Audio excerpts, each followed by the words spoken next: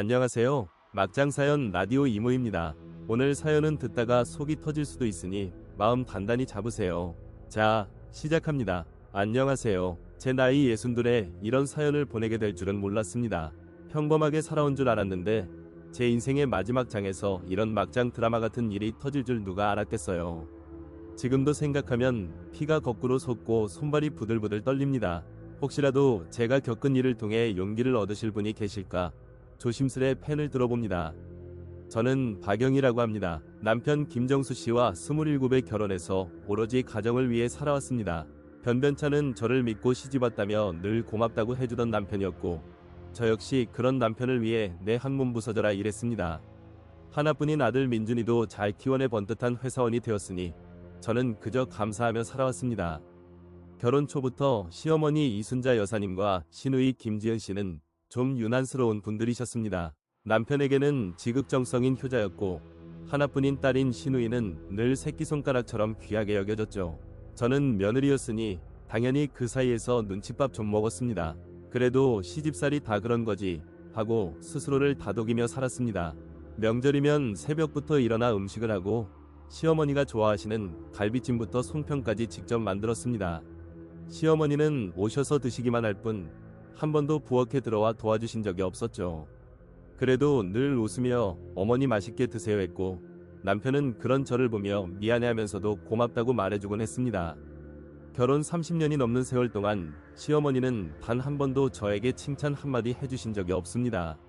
늘 옆집 김 부장 며느리는 해외여행 보내줬다더라. 내 친구 아들 며느리는 얼마짜리 아파트를 해줬다더라. 같은 이야기를 하시며 저를 다른 집 며느리들과 비교했습니다. 그때마다 저는 제 가슴이 송곳으로 찔리는 듯 아팠지만 참고 또 참았습니다. 남편은 중소기업에서 부장으로 일하다가 50살이 넘어서야 과감하게 퇴직하고 본인의 사업을 시작했습니다. 오래전부터 꿈꾸던 일이었기에 제가 가진 비상금과 패물을 몽땅 털어 종잣돈을 마련해 주었습니다. 사업 초기에는 나름 잘 되는 듯 보였지만 경기가 어려워지면서 자금난에 시달리기 시작했습니다. 엎친 데 덮친 격으로 남편의 사업이 위기에 처했을 때 시어머니가 갑자기 쓰러지셨습니다. 병원에서는 위중한 상태라며 수술과 장기 입원이 필요하다고 했습니다. 남편은 하늘이 무너지는 듯이 슬퍼하며 어머니 병원비 마련을 위해 백방으로 뛰어다녔습니다. 당연히 재산이 많으신 시어머니 돈으로 해결될 줄 알았습니다. 하지만 시어머니는 눈물까지 글썽이며 얘야, 내 돈은 아껴야지. 나중에 너희에게 물려줄 돈인데 라고 말씀하시며 본인의 돈을 한 푼도 쓰려 하지 않으셨습니다.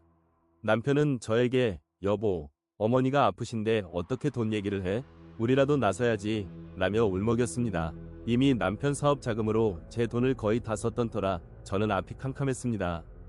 결국 저는 제가 살고 있는 아파트를 담보로 대출을 받았습니다. 3억 원이라는 큰돈이었죠. 제가 평생 피땀 흘려 마련한 보금자리였는데 시어머니 병원비와 남편 사업 자금으로 들어가게 될 줄은 꿈에도 몰랐습니다. 시어머니는 제가 대출을 받아 병원비를 냈다는 사실을 알고도 아무런 감정 없이 고개만 끄덕이셨습니다. 수술은 성공적이었고 시어머니는 차츰 건강을 회복하셨습니다. 하지만 퇴원 후에도 문제는 계속되었습니다.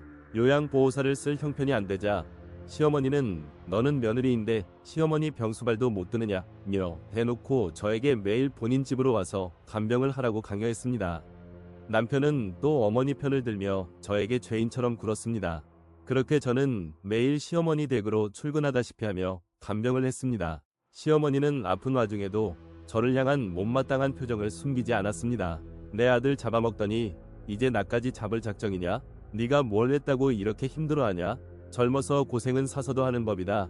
같은 막말을 들으며 속으로 피눈물을 흘렸습니다. 어느 날은 제가 파스로 쑤시는 어깨를 주무르며 쉬고 있는데 시어머니가 시누이와 통화하는 소리가 들렸습니다. 이번에 며느리 덕분에 병원비 한 푼 안 쓰고 편하게 치료받았네. 하긴 내 돈은 고스란히 은행에 묶어두고 나중에 손자한테 물려줘야지.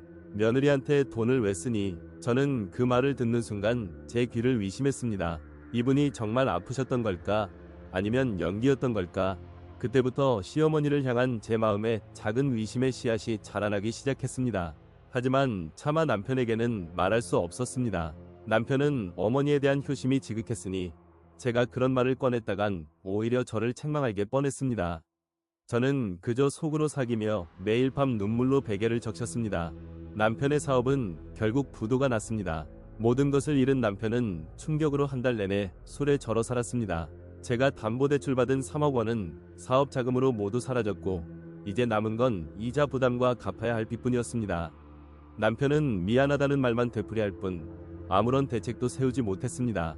그런 상황에서도 시어머니는 남편에게 계속해서 압박을 가했습니다. 네가 이 모양 이 꼴이 된 건 다 며느리 때문이야. 제대로 된 여자 만났으면 내 사업이 이렇게 망했겠니? 심지어는 제가 외출했을 때 민준이에게 몰래 전화를 걸어 너희 엄마가 너희 아빠 사업 망하게 했다. 너희 아빠 불쌍해서 어떻게 하니? 같은 이간질까지 서슴지 않았습니다.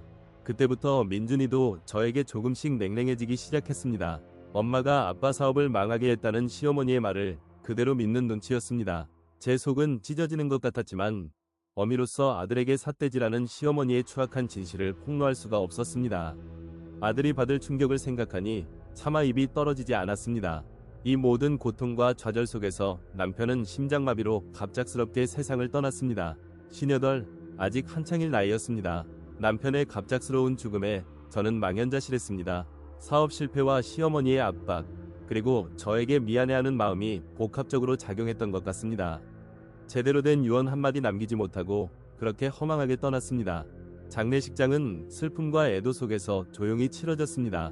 아들 민준이는 아버지의 갑작스러운 죽음에 망연자실해하며 저를 위로했습니다. 저는 남편이 떠났다는 사실이 실감나지 않아 그저 멍하니 빈소를 지키고 있었습니다. 시어머니와 시누이는 겉으로는 슬퍼하는 듯 보였지만 눈빛에는 재산 문제에 대한 걱정이 가득했습니다. 장례식이 끝난 다음 날 아침이었습니다. 시어머니와 시누이가 찾아왔습니다. 저에게 위로의 말을 건네는가 싶더니 시어머니는 갑자기 가방에서 서류 봉투 하나를 꺼내 저에게 내밀었습니다. 정수 앞으로 된 유언장이 있단다. 어제 찾았는데 너에게 보여줘야 할 것 같아서. 제 가슴은 불길한 예감으로 쿵쾅거렸습니다. 덜덜 떨리는 손으로 유언장을 열었습니다. 유언장의 내용은 저를 충격과 경악에 빠뜨리기에 충분했습니다. 거기에는 남편의 이름으로 작성된 글이 있었습니다. 내가 죽으면 나의 모든 재산을 어머니 이순자 여사에게 증여한다. 그리고 더 충격적인 내용은 바로 제 아파트에 대한 것이었습니다. 제가 살고 있는 이 아파트, 제 명의로 된 아파트까지 시어머니에게 증여한다는 내용이었습니다. 어머니, 이게 무슨 말씀이세요? 이 아파트는 제 명의로 되어 있는 건데요. 그리고 남편은 사업 실패로 빚만 잔뜩 남기고 갔어요. 남편에게 무슨 재산이 있었다고 유언장을 남깁니까?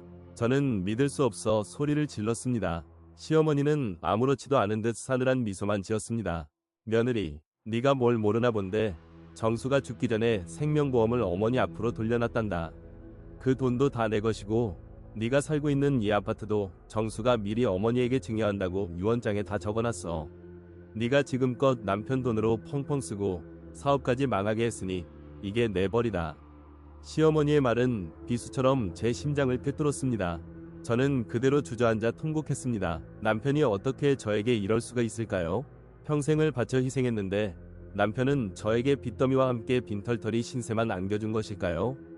게다가 제 집까지 빼앗기게 생겼다니 저는 이 세상에 홀로 남겨진 듯한 처참한 기분이 들었습니다. 그때 옆에서 이 모든 상황을 지켜보던 아들 민준이가 갑자기 자리에서 일어났습니다. 할머니, 지금 무슨 말씀을 하시는 거예요? 아버지가 엄마한테 그럴 리가 없어요. 아들은 격앙된 목소리로 시어머니에게 항의했습니다. 하지만 시어머니는 눈 하나 깜빡하지 않고 내 아버지 망하게 한 건 내 어미다. 넌 아무것도 모르니 가만히 있어라. 며 민준이를 다그쳤습니다. 아들은 분노에 찬 얼굴로 방으로 들어갔습니다. 얼마 후 아들이 남편의 오래된 다이어리 하나를 들고 나왔습니다. 엄마, 이거 봐요. 아버지가 남기신 겁니다. 다이어리 안에는 남편의 필체로 된 또 다른 편지가 있었습니다. 그 편지에는 그동안 제가 알지 못했던 충격적인 진실들이 담겨 있었습니다. 남편은 편지에 어머니가 내 재산을 모두 당신에게 증여하라는 압박을 너무 심하게 하셔서 나는 어쩔 수 없이 가짜 유언장을 작성했다. 하지만 영희 당신에게는 진심으로 미안하다. 이 편지를 영희에게 꼭 전해다오. 보험금도 당신 몰래 어머니 앞으로 돌려넣어야만 했다. 나중에 꼭 되찾아와라는 내용이 적혀 있었습니다. 그리고 마지막에는 내 아파트만은 영희 명의로 되어 있으니 건들지 못할 것이다 라는 문구가 있었습니다. 저는 순간 머릿속이 새하얘졌습니다. 남편이 저를 배신한 것이 아니라 시어머니의 지독한 압박에 시달리고 있었던 것입니다. 보험금도 유언장도 모두 시어머니의 강요로 이루어진 것이었습니다. 그리고 제가 살던 아파트가 제 명의였기 때문에 유언장 효력이 없다는 것을 알고 있던 남편이 저를 위해 마지막으로 지켜주고 싶었던 것이었습니다.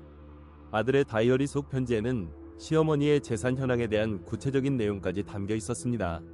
시어머니는 강남에만 아파트 2채와 상가 건물까지 가지고 있는 어마어마한 부자였습니다. 그 모든 재산